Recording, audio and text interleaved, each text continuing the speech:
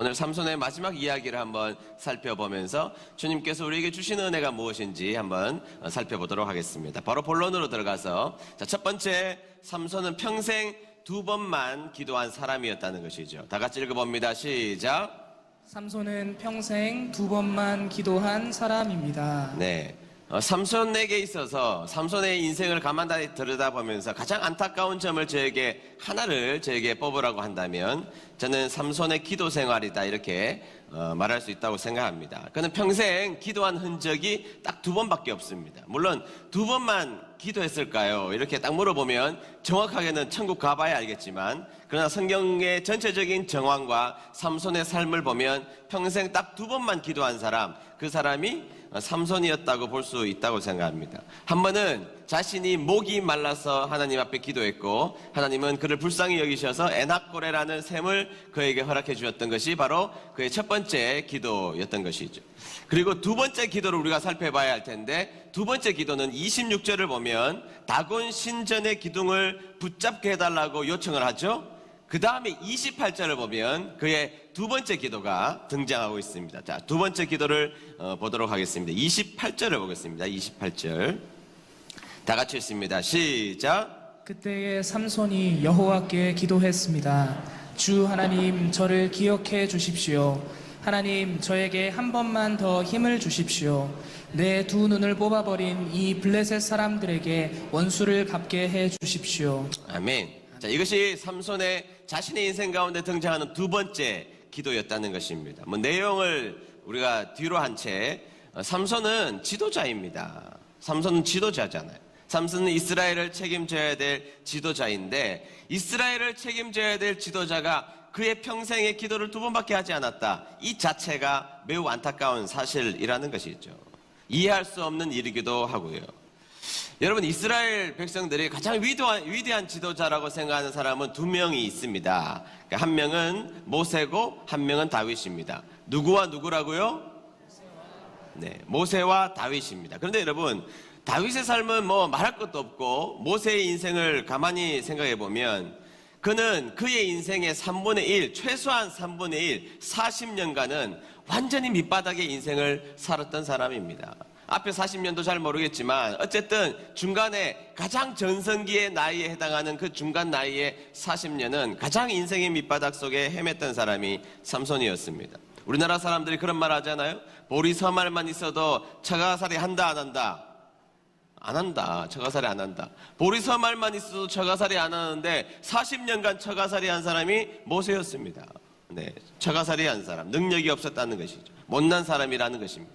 그리고 나서 40년 동안 이스라엘의 지도자로 살잖아요. 이스라엘 지도자로 40년을 산 이후에 성경에서 최종적 평가를 어떻게 내리는지 성경을 한번 보시죠. 신명기 34장 10절 상반절입니다.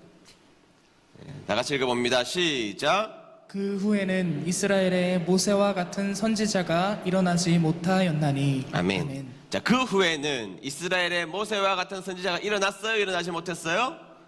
일어나지 못했다는 것입니다. 이 말을 다른 말로 말하면 모세는 전무후무한 사람이었다. 전에도 없었고 이 이후에도 등장하지 않았던 대단한 사람이었다. 최고의 사람이었다. 이렇게 칭찬을 받고 있다는 것입니다. 그의 인생 40년이 송두리째 날아간 것처럼 보이는데 그의 인생의 마지막 평가가 뭐냐? 그는 전무후무한 사람이었다. 모세 이후에 모세와 같은 사람이 등장하지 않았다. 이렇게 평가될 만큼 최고의 사람, 그 사람이 모세였다는 것이죠. 근데 여러분, 중요한 것은 그 최고의 사람이 어떻게 최고의 사람이 될 수 있었을까? 10절 하반절 보겠습니다. 10절 하반절. 다 같이 읽어봅니다. 시작. 모세는 여호와께서 대면하여 아시던 자요. 아멘. 자, 모세가 왜 훌륭한 위대한 사람이 되었습니까? 모세의 인생, 모세가 평생을 살고 나서 모세 이전에도 그리고 모세 이후에도 이런 지도자가 없었다라고 평가를 받았던 중요한 이유가 뭡니까? 그는 하나님을 대면했던 자입니다.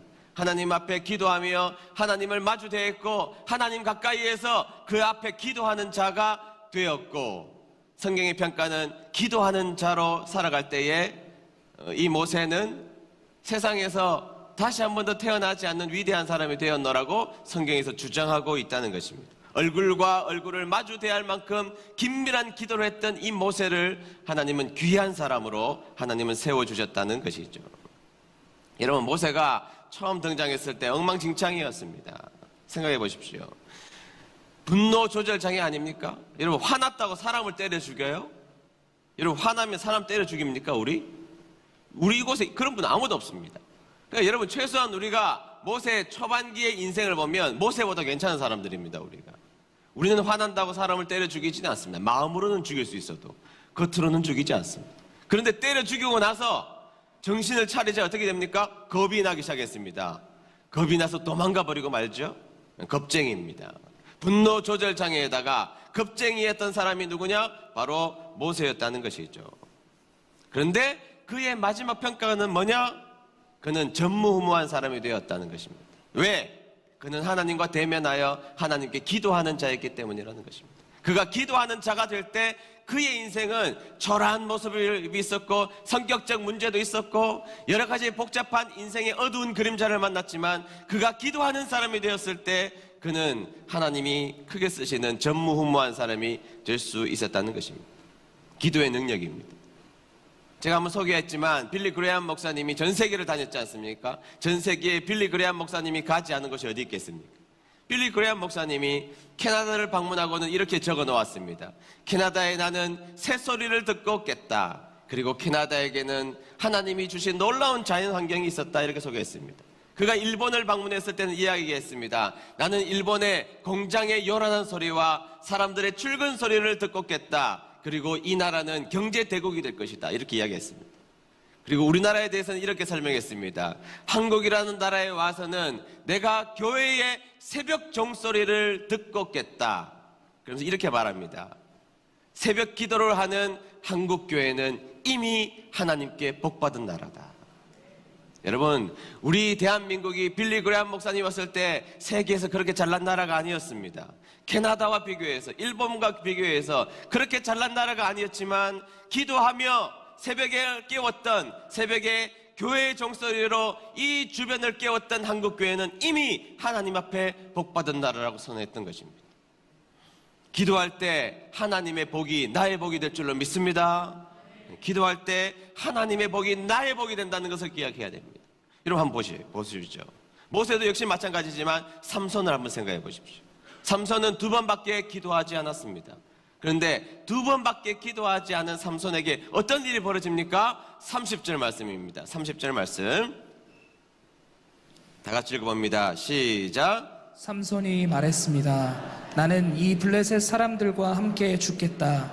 그리고 나서 삼손이 있는 힘을 다해 몸을 굽혀 기둥을 밀어내자 신전이 왕들과 그 안에 있던 모든 사람들 위로 무너져 내렸습니다.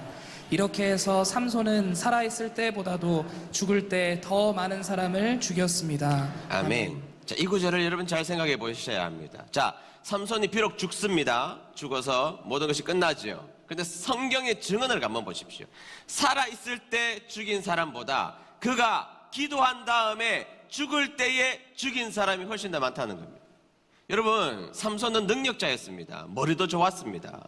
삼손은 힘도 셌습니다. 삼손 한 명이 군대를 대적해서 이긴 사람입니다. 삼손이 등장하자 블레셋이 꼼짝도 하지 못했습니다. 그는 살았을 때에 이미 능력자였습니다. 살았을 때에 삼손이 등장하면 블레셋은 그 앞에서 맥도 추지 못했습니다. 그러니까 삼손 죽이려고 그렇게 애를 썼죠. 삼손은 이미 능력자였습니다. 놀라운 사람이었습니다. 그가 살아있을 때, 즉 기도하지 않았을 때 그는 놀라운 능력으로 블레셋을 이기며 이스라엘 백성들을 보호했던 사람입니다. 근데 성경의 증언을 보십시오. 그러나 그가 기도했을 때 그는 눈도 뽑혀 있었고 만신창이가 되었고 짐승처럼 되어버린 삼손이었지만 그가 기도한 다음에 죽인 사람이 기도하기 전 능력이 많았을 때 죽인 사람들보다 훨씬 더 많다면 이 차이를 뭐가 만들었습니까? 기도입니다.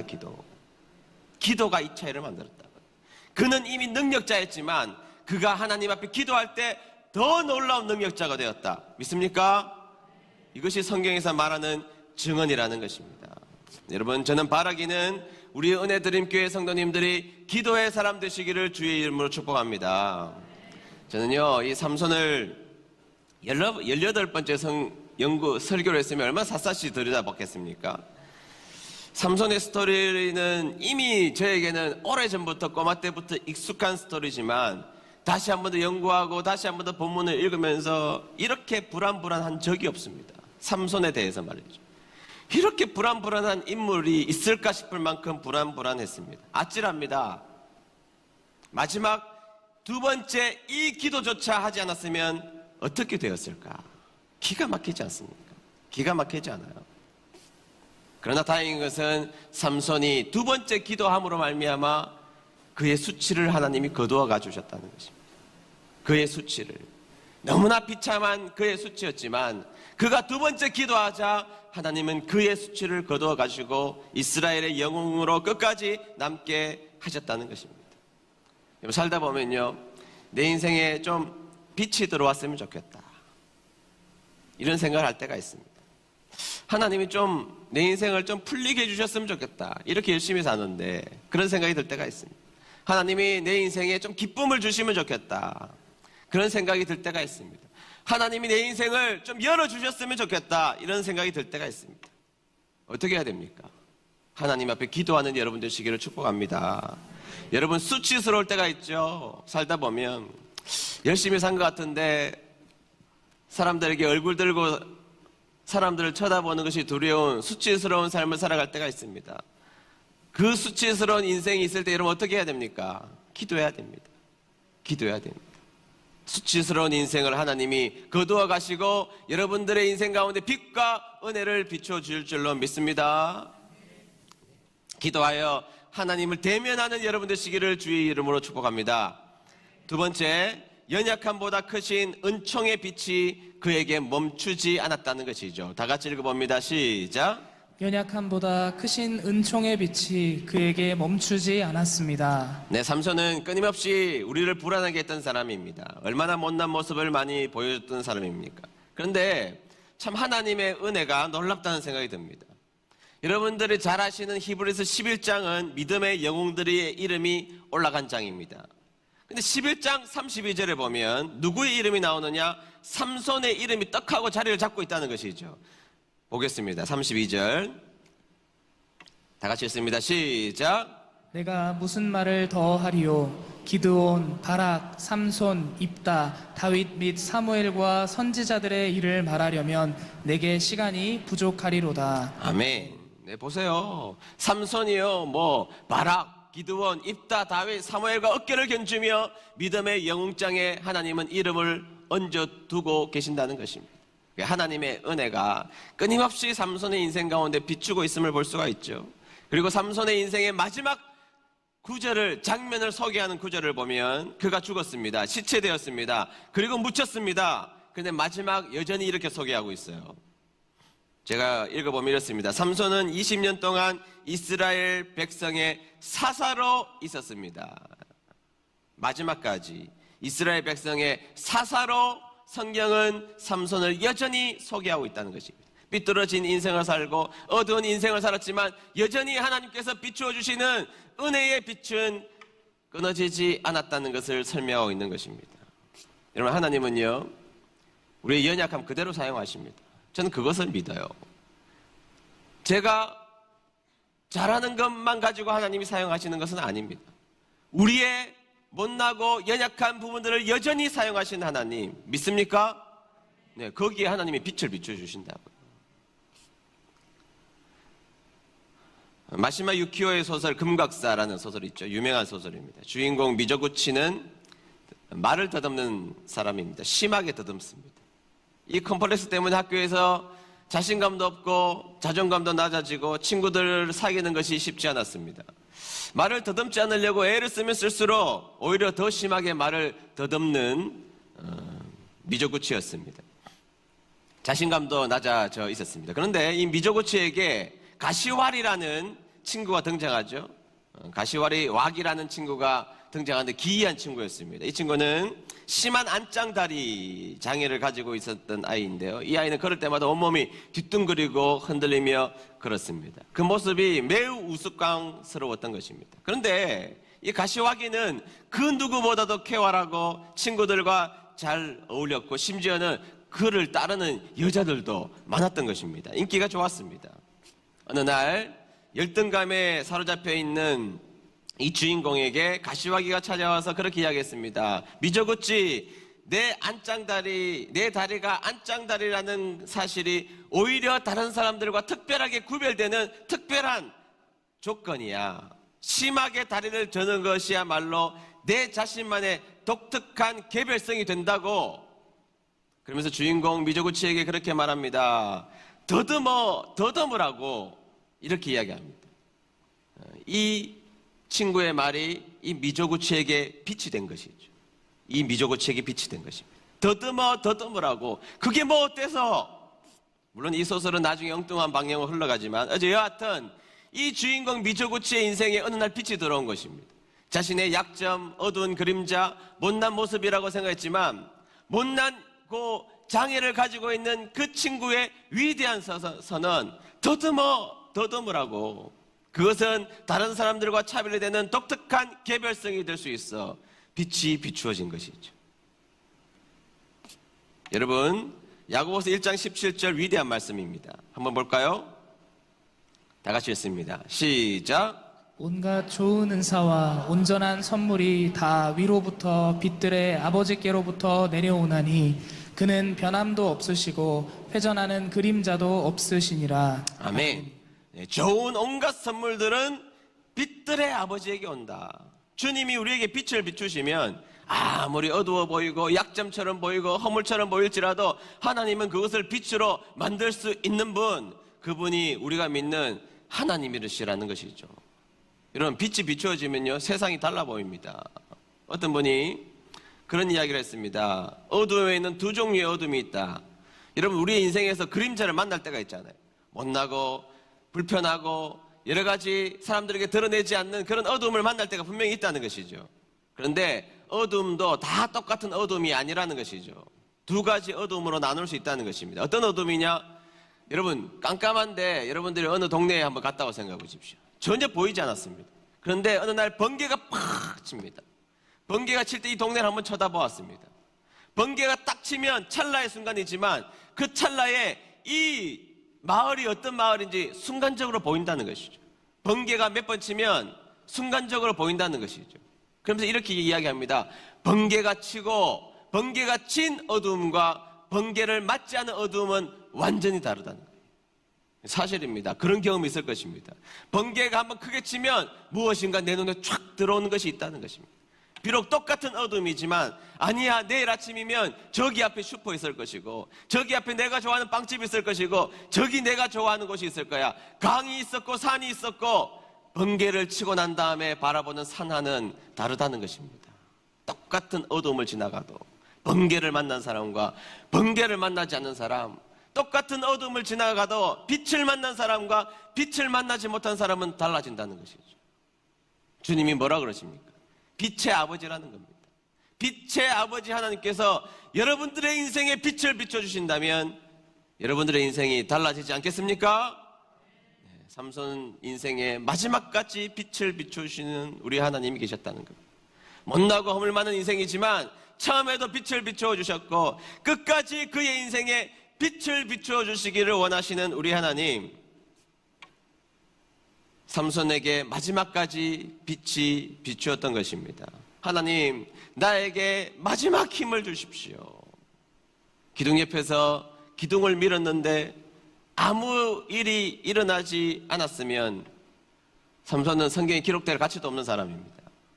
그러나 그의 인생의 마지막 죽음 때까지 하나님은 빛을 비추어 주셔서 영웅의 반열에 올라갔던 것이죠.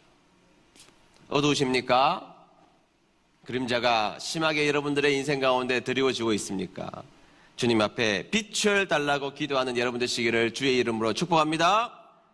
세 번째, 우리가 바로 삼손이라는 것을 기억해야 합니다. 다 같이 읽어봅니다. 시작. 삼손을 신약 성경에 있는 구절로 가장 정확하게 설명하는 구절을 한번 찾아보라면 저는 마가복음 14장 38절에 나오는 말씀이라고 생각합니다. 한번 보겠습니다. 다 같이 읽습니다. 시작. 시험에 들지 않게 깨어 있어 기도하라. 마음에는 원이로되 육신이 약하도다 하시고. 아멘. 자, 시험에 들지 않게 깨어 있어 기도하라. 그러면서 뭐라 그래요? 마음에는 원이로되. 뭐가 약하다? 육신이 약하도다 하시고. 예수님이 기도하러 올라가셨는데 예수님의 마음도 모르고 돌아가시기 직전에 얼마나 고통스러운 예수님이십니까? 그런데 예수님의 그 고통을 인지하지 못했던, 알지도 못했던, 알아주지 않았던 제자들이 옆에서 쿨쿨 자고 있는 것입니다. 내려와 보니까 예수님이 산에 올라갔으면 기도해야 될 텐데 쿨쿨 자고 있는 겁니다. 예수님이 얼마나 답답하셨겠습니까? 그러나 저는 혼내셨다고 생각하지 않습니다. 그래 어쩌겠니? 너희들 마음이야 기도하고 싶겠지. 육신이 연약한데 어쩌겠니? 그렇게 말씀하시는 거죠. 여러분, 저는 삼손을 18번째 설교하면서 제가 확실히 드는 것은 은혜를 주셔서 제가 깨닫는 것은 삼손이 바로 우리라는 것입니다. 우리라는 것이. 여러분, 삼손이 하나님을 사랑하지 않았을까요? 아니요, 저는 하나님 사랑했다고 생각합니다. 삼손이 이스라엘 백성들을 사랑하지 않았을까요? 아니요, 사랑했다고 생각합니다. 삼손이 좀 엉뚱한 인생이 자신에게 없다고 생각했을까요? 아니요, 있다고 생각했을 겁니다. 자신이 좀 바로 살아야 되겠다는 마음이 없었을까요? 아니요, 있다고 생각합니다. 여러분, 우리들은 어떻습니까? 우리들이 솔직히 예수님을 만난 우리들의 모습을 가만히 보면 정말로 여러분들의 내면 속에, 그리고 우리들의 내면 속에 하나님에게 충성하고 싶은 마음이 없습니까? 아니요, 있단 말이죠. 하나님을 사랑하는 마음이 없습니까? 있단 말이죠. 하나님 앞에 애를 써서 멋지게 살아가고 싶은 우리들의 열망이 없습니까? 있단 말이죠. 교회의 기둥 같은 일꾼이 되고 싶은 마음이 없습니까? 있단 말이죠. 하나님의 말씀을 올해에는 반드시 일독을 해야 되겠다, 그런 마음이 없습니까? 있단 말이죠. 기도 생활 열심히 하고 싶은 마음이 없냐? 있단 말이죠. 있단 말이죠. 있는데 실패한다는 것입니다. 제가 좀 전에 이야기했던 마음은 우리의 진심입니다. 저의 진심이고 여러분들의 진심이에요. 하나님 잘 섬기고 이웃들에게 좋은 이야기를 하고 가정에서도 좋은 엄마 아빠 되고 싶고 그리고 열심히 살고 싶고 애를 써서 살고 싶은 것, 그것은 우리들의 진짜 진심이에요. 하나님이 자랑하는 백성이 되고 싶은 것 진짜 진심인데 우리들의 삶을 보면 그렇게 살지 못하는 엉뚱한 마음이 있다는 것입니다. 못된 마음, 시기하는 마음, 싸움하면 육두문자가 나오고 세상에서 놀고 싶은 거 너무너무 많고. 우리 교회 어떤 집사님이 그러시더라고요. 자기가 친구들하고 만나는 세상, 맨날 놀던 세상 버리고 교회에 충성하려고 마음을 먹으니까 친구들이 그렇게 놀리더래요. 아이고, 노래방에 큰 별이 하나 졌다. 누군지 저에게 알려달라고 제발 이야기하지 마십시오. 네, 큰 별이 졌습니다. 지금 졌다고 저는 생각합니다. 여러분, 하나님의 뜻을 모르는 게 아닙니다. 우리가 하나님의 뜻을 모릅니까? 하나님이 원하시는 것이 무엇인지 모릅니까? 그런데 살다 보니까 다른 사람 욕할 때 몸에서 막 엔돌핀이 넘치죠. 막 기쁨이 넘칩니다. 남의 뒷담화를 하면 밤샐 수 있습니다. 삶에 의욕을 주고, 그런데 주님의 일 하려고 하면 괜히 몸이 아파요. 다른 사람들에게 강력하게 양보하고 싶은 마음이 들고요. 그렇잖아요. 주님의 일을 하자고 이야기하면 강력하게 다른 사람들에게 양보하고 싶은 그 양보의 마음이 들고 있잖아요. 그런데 그런 모습이 있어도 우리의 진심이 하나님을 사랑하지 않습니까? 아니거든요. 하나님 사랑한다고요. 하나님 사랑하고 교회 사랑하고 멋진 신앙인 되고 싶고 모범스러운 모습으로 살아가고 싶고 하나님을 사랑하는 마음이 있단 말이죠. 이웃을 사랑하는 마음이 있고 성도들에게 멋지게 살고 싶은 마음이 있다고요. 일단은 있어요. 어떤 분들은 이런 분들이 계십니다. 목사님, 저 사람이 우리 교회의 교인이란 사실이 창피합니다. 어떻게 저렇게 믿어요? 창피합니다. 창피해. 저렇게 믿을 것 같으면 우리 교회 안 나오는 게 나아요.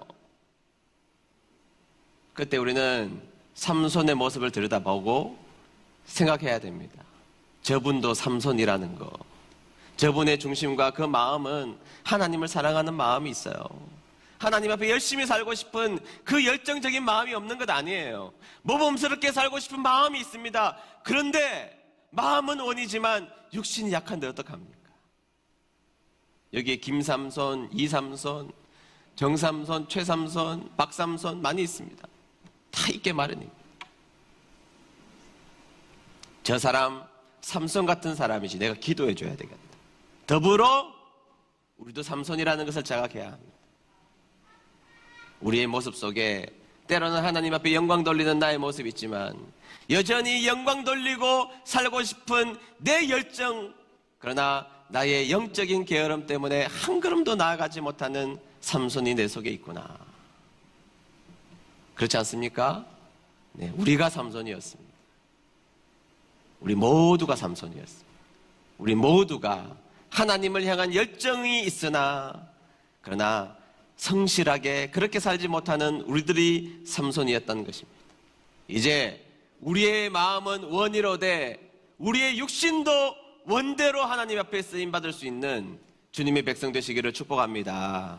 그래서 하나님 앞에 기도하여 여러분들의 인생에 빛이 비추어지시는 귀한 은혜가 저와 여러분들의 은혜가 되시기를 주의 이름으로 축복합니다.